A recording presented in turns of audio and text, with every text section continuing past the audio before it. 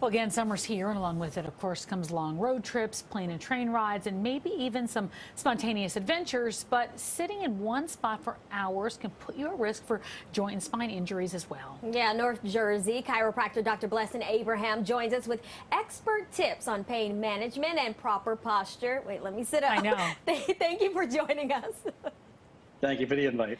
All right, let's go ahead and jump in and talk about some of those potential ways we could hurt ourselves if we're stuck in a seat or a certain position for a long time.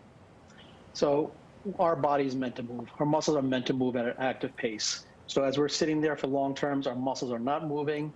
So we start to get aches and pains. Now, most people start to get aches and pains in their neck and the back. But if you already have neck and back pain already to begin with, that pain starts to go into your shoulders, your hips, your knees. So this can prevent any kind of movement later on in the future because you're having all this pain. Well, so let's get to some of your tips, because I know if you're at the airport, you often see people with neck pillows, especially trying to, get all comfortable. But you say, oh, you got it there. Okay, good. Yeah. So what do you say? You say people are using most of those wrong, but what other way is there to use it?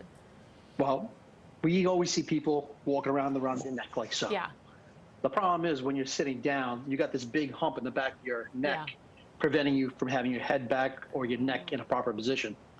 The real more comfortable way is keep it forward.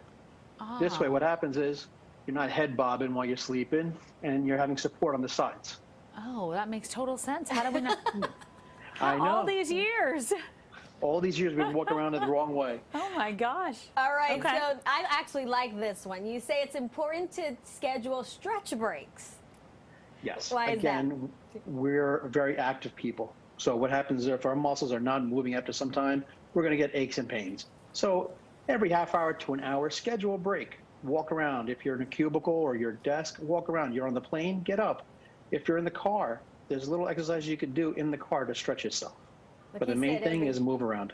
I know, I feel myself every half moving. hour to an hour, so we can tell our boss. Yeah, we're going to be out here 3 hours. Right. So if you Yes. can't get up and stretch that often, what can you do?